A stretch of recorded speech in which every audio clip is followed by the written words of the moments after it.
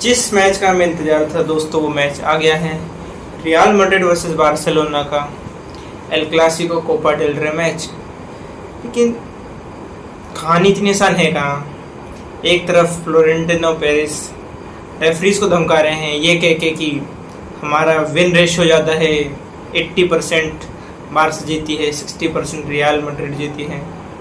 इससे कुछ होने वाला है नहीं। देखो, अगर आपको मैच नहीं खेलना तो वैसे भी मत खेलो, हमें कोई दिक्कत नहीं। हमें 3 दिन बाद इंटर खेलना है, 3 से 4 दिन बाद हमें ट्रॉफी चाहिए, हमको ट्रेबल जीतना है। सबसे बढ़िया बात है। और सबसे हैरानी वाली बात यह है कि इतना बड़ा अगर कोई क्लब मैच से एक दिन पहले, मैं आपको बता दूं ऑफिशियल डेट्स 21 अप्रैल को ये डिक्लेयर हो गया था कि ये रेफरी डिसाइड करेगा मैच में वीआर में। उस दिन से रियल मैड्रिड टीवी ने लगातार टारगेट किया है रेफरीज को कि ये हमारे गलत डिसीजन देता है, हमारे खिलाफ ये कर दिया, हमारे खिलाफ वो कर दिया।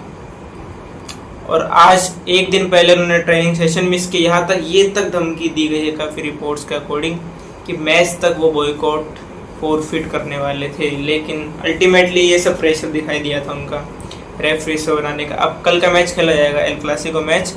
आपको अगर मैं हिस्ट्री के बारे में बताऊँ एल क्लासिको के, तो रियल मैड्रिड बार्सिलोना का एल क्लासिको जब पिछली बार हुआ था, हमें नहीं भूलना चाहिए, गैरेथ बेल ने मार्क बात्रा का जो भूत बनाया था, एक लंबी रन बनाई थी बाहर से लेके, पूरा एक सोलो गोल मारा था, उसको भूलना चाहेंगे। और एक और बात है, रियल मैड्रिड को आखिरी बार बार्सा ने हराया था 1990 में। जी हाँ, 1990 की बात है शायद। यस, काफ़ी टाइम हो गया इस बात को। तो बिल्कुल ऐतिहासिक जीत होगी ये, ट्रेबल के लिए ऑन है हमारा। इसके बाद ला लीगा मैच, हमको 4 पॉइंट का गैप है, तो हम उसको मेंटेन रखेंगे बिल्कुल। दूसरी बात, इंटर के मैच हमें प्लेयरों को बिल्कुल फैटिक से बचाना है, क्योंकि वो मैच हमारे लिए बहुत ज़रूरी है। रियल मैड्रिड वाला भी ऑब्वियस बहुत ज़रूरी, क्योंकि लेवेंडोस्की, बाल्डे मौजूद है नहीं टीम में। अब कल के मैच की अगर मैं बात करूँ स्टार्टिंग लाइनअप की, तो गोल में सबसे पहले होंगे हमारे शेजनी। टर स्टेगन टीम के साथ ट्रैवल कर रहे हैं, लेकिन वो नहीं खेलेंगे। भगवान से उम्मीद करो नहीं भी खेले, कि वो अगर खेलने लगे जिस दिन से हार्ट अटैक, अरे भगवान माफ़ करो।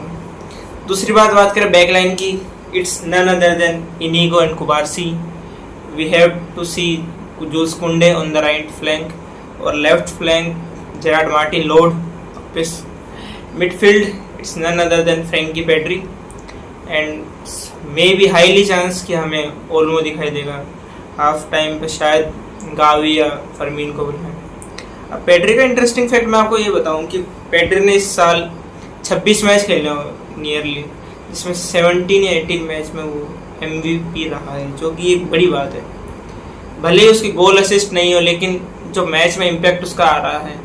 एक मैच उसने आखिरी बार नहीं खेला था, वो था डॉर्टमुंड वाला मैच, और आपको पता है उसमें क्या हालत हुई थी, 3-1 से वो मैच हारी थी बार्सा। ऑब्वियस पेड्री का रोल बड़ा इंपॉर्टेंट है टीम में।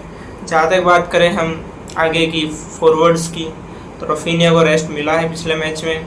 लामीन यमाल को एक मैच का रेस्ट मिला था, सेल्टा वीगो में हाफ टाइम पे बुलाया था लामीन यमाल को। और लेवेंडोस्की इंजर्ड है, रिपोर्ट्स के अकॉर्डिंग लेवेंडोस्की लगभग हो सकता है कि इंटर का सेकेंड लेग भी मिस करें। So we have to quote about the shark mentality. Ferran Torres, all eyes on him, as this will be one of the most important game from him after Atletico Madrid. और हमने देखा ही था Atletico के खिलाफ उन्होंने अच्छा performance दिया था, जहाँ उन्होंने विनिंग गोल मारा था सेकंड लेग में सेमीफाइनल का कोपा डेल रे का। अब जहाँ तक बात करें कल के मैच के, माहौल तो बहुत अच्छा बना है माहौल। यहाँ बात करें हम रेफरीज की, यहाँ बात करें हम हाइप की, यहाँ बात करें हम क्या चीज़ दाव पे है। एक ये है कि कार्लो का ये शायद आखिरी मैच हो सकता है। हमने देखा कार्लो का एक बड़े ही अच्छे मैनेजर्स में उनकी गिनती होगी जब भी वो रिटायर करेंगे। शायद हो सकता है कि ब्राज़ीलियन का उनको ऑफर आ जाए, क्योंकि ब्राज़ील की हालत तो सही है नहीं। और जैसा कि आप जानते ही हो, रियल मैड्रिड जावी अलोंसो के समझ जाओ लेने में तैयार, काफ़ी इंटरेस्टेड है। तो देखना होगा क्या होगा। सुनने में आ रहा है ये शायद आखिरी मैच होगा, तो देखते हैं रियल मैड्रिड किस तरीके से खेलती है। और बार्सिलोना के लिए ये मैच कितना ज़रूरी है ये तो शायद आपको जानते ही हो, क्योंकि हमने जैसे इंटर के खिलाफ देखा था, इंटर में क्या हुआ, इन्होंने अपना एक बोलोगना का एक मैच हारा। अब मैं आपको बता दूं कि उनका 3 पॉइंट्स का डिफरेंस था इंटर मिलान के पास, जिसमें वो खेल रहे हैं, नापोली से आगे चल रहे थे वो 3 पॉइंट्स के लिए। उन्होंने वो मैच गंवाया, वहाँ पे क्या हुआ, उनका पॉइंट बराबर हुए। उसके बाद उन्होंने अगला मैच अपना हारा एसी मिलान के खिलाफ। एसी मिलान के खिलाफ आपको बता दूं उनका दूसरे हार है, मतलब ऐसे टूर्नामेंट वाइज। पहली हार वो आ रहे थे जब वो super Copa type Italia type जो टूर्नामेंट था उसके फाइनल में आ रहे थे, जिसमें 2 गोल की लीड ले ली थी इंटर ने, और बाद में एसी मिलान ने 3 गोल मारे थे, जिसमें थियो हर्नांडेज की फ्री किक भी शामिल थी। और ये था कि उसके बाद टीम का जो मोरल डाउन है अभी इंटर का, ये तो है, और हम नहीं चाहते कि ये हमारे साथ हो, क्योंकि हमें भी अपने राइवल के खिलाफ खेलना है कोपा डेल रे का फाइनल। ये मैच जीतना है। हांसी फ्लिक ने साफ कॉन्फिडेंस देखो बंदे का, उसने पहले ही कह दिया है कि सेलिब्रेशन कम रखने हैं इस मैच में।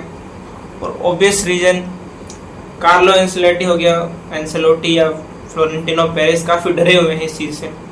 उसका असर आप देख ही रहे हो पिछले 4-5 दिनों से क्या हो रहा है। और आज के दिन तो हद ही मचा दी इन लोगों ने। रात को मैं रात भर रिपोर्ट्स पढ़ रहा था कि बार्सिलोना को वॉक ओवर मिलेगा, ये मिलेगा, वो मिलेगा, सोसिएडेड खेलेगी, वहाँ सेल्टा विगो अपनी लाइनअप डाल रही है मॉक करने में। और ये वही रेफरी है जिसने सेल्टा विगो के खिलाफ मैच में रियल मैड्रिड को हाईली फेवर किया था।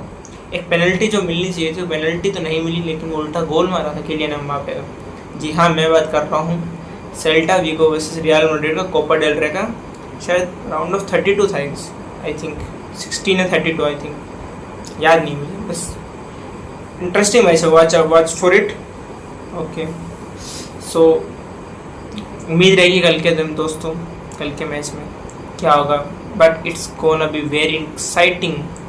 हाँ, बारसा ने अपना आखिरी जो कोपा डेल रे था वो मेसी के साथ, जो 2000 मेसी के साथ जीता था 2021 में। तो उम्मीद होगी कि उस हिस्ट्री से हम आगे जाएं और एक नया इतिहास रचें। Hope for the win, visca Barca, and subscribe to the channel soccer bolt. Thank you.